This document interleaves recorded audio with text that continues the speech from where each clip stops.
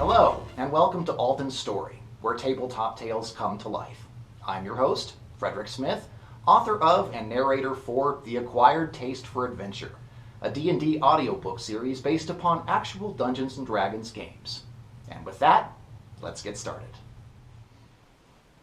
Alton's Story, The Acquired Taste for Adventure, Chapter 1, concluded. Iarno Albrek, the aspiring necromancer, stood in his underground study hidden beneath the cobblestone streets of Waterdeep. The passers-by above, going about the last of their evening business, would never know of the perverse goings-on several yards beneath their feet.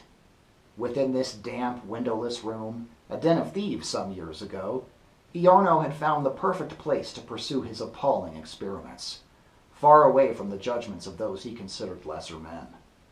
The stone cellar was barely big enough for a table and a few shelves, along with an uncomfortably tall stool that Iarno preferred to use as a bookstand. But despite the crude furnishings, this simple study had been a place of much gained knowledge, with the last several weeks being especially fruitful for him. The man was nearing 30, as tall as most men but more slender, with a face of lines and angular features that gave him a hungry appearance. His coarse, dark hair was brushed down hard to the side, exposing the growing widow's peak of his hairline. Iarno's eyes were a steel blue, and made for a bold contrast against the wine-colored cloak he wore to keep away the cellar's damp chill. The wizard scratched at the salt and pepper whiskers on his chin, while muttering to himself, lost in thought about the intricacies of some forgotten science. "You will be my first thrall," he announced to the corpse before him.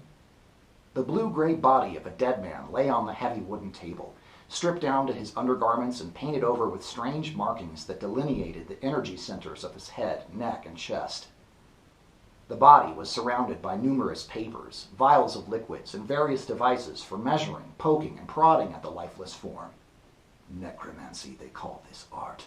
What a filthy-sounding word for such a beautiful devotion, Iarno mused as he leafed through the pages of an ancient-looking book. The wizard held up his newest and most prized possession, a magic staff of unbreakable glass that he had inherited upon his teacher's sudden death. The old man had kept it away from Iarno for as long as he could, but his student felt that he was the only one who deserved this unique relic from a lost civilization, as anyone else would have proven an unqualified impostor. It was just over 4 feet in length, a twisting shaft of yellow glass that terminated in a crystal-clear sphere at the top of the leather hand grip. The glass orb, which was quite beautiful in a hypnotic sort of way, could be used to magnify the text upon scrolls or in books. But if one were to do so over a line written in Netherese, Iarno's informal name for the writing of the lost civilization of Netheril, the staff would reveal its hidden power. The wizard did so now, looking through the glass and watching as the obscure, illegible characters of the dead language transformed themselves into ones that were recognizable to him. His former teacher, now just as dead as the old mages who'd created this lost handwriting, used it to store more powerful spells away from his student. But Iarno had discovered that this seemingly defunct system of lettering still had many secrets yet to be revealed. He read the title page aloud, and with great reverence. Dralmanthor's Works.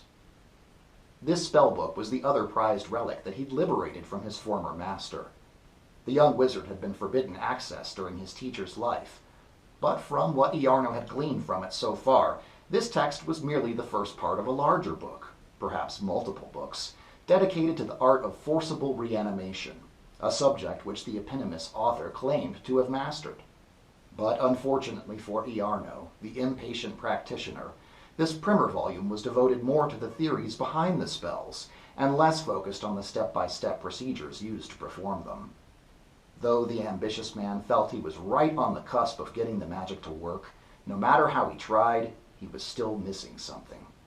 The corpse, whose soul resisted the magical demands to become Iarno's servant, remained lifeless on the table before him. But his focus was suddenly interrupted, as Iarno realized another person was quietly approaching from behind him. The wizard turned to face the intruder who dared to enter his study, and found himself staring at the woman he'd been courting for several weeks. the lovely, but more important to Iarno, the quite wealthy Lady Claudette Landriel. Pardon the interruption, but if you're enjoying my work, please like, subscribe, and leave me a comment down below. And don't forget to hit that bell icon to receive notifications whenever I upload a new video. Well, whoever she is, Claudette began in an accusatory tone, but her voice trailed off as she saw what lay beyond him on the table. What? You're the one who's been stealing the bodies, the woman stammered. I can't believe you, I can't.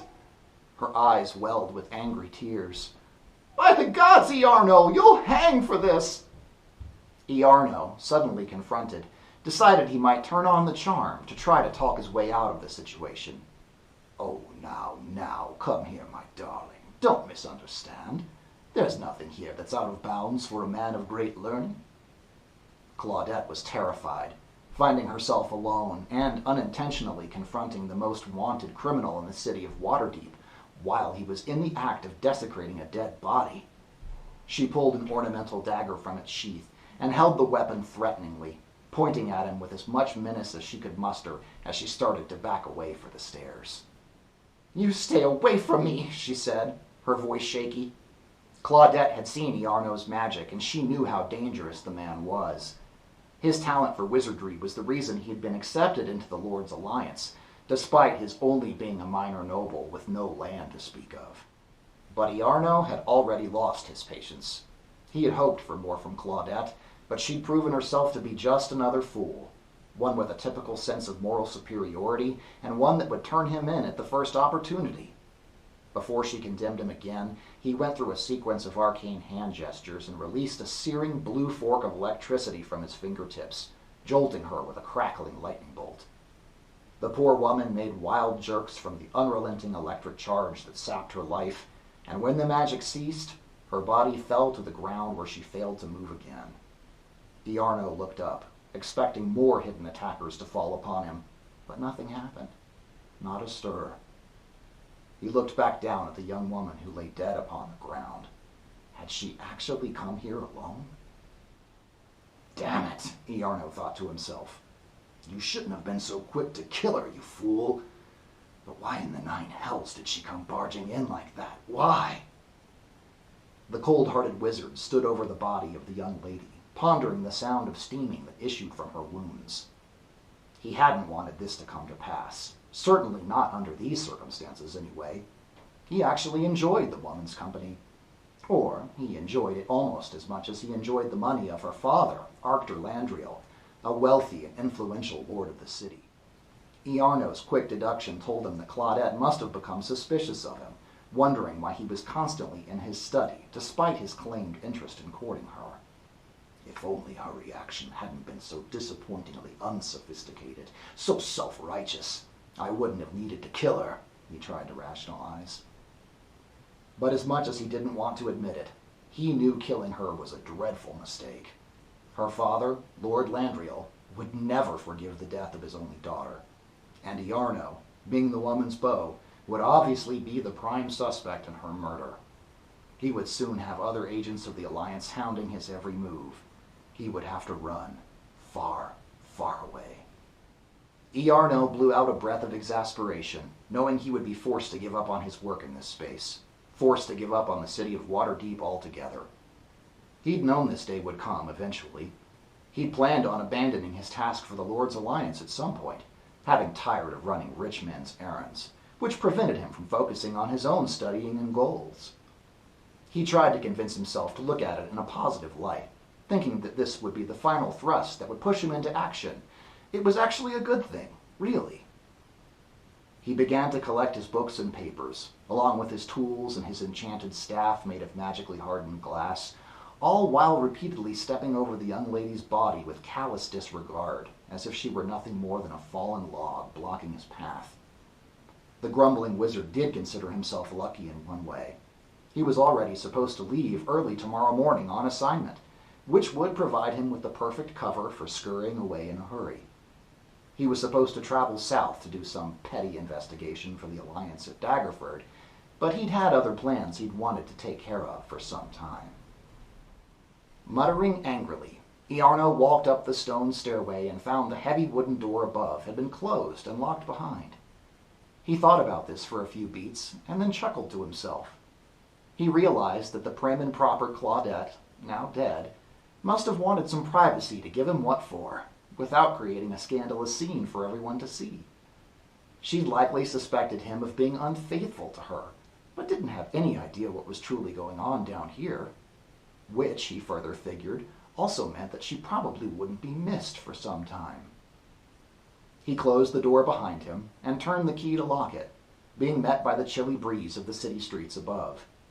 A few people still walked about, smiling and tipping their hats politely, but the scene was tranquil. No city guards or agents of the Alliance ran up to harass him. Iarno smirked at his good fortune and decided to make a detour to Lord Landriel's home. After all, he might as well talk the man out of some gold before he left town. He wouldn't know his daughter was dead yet. And that is where we are going to leave it for today, but rest assured we will pick up from where our story left off in next week's episode. Thank you so much for staying all the way till the end of the video, and if you enjoyed my work, please consider donating to my Patreon, which you can find linked in the description. I appreciate all of you, and until next time, please be kind to yourselves and to each other.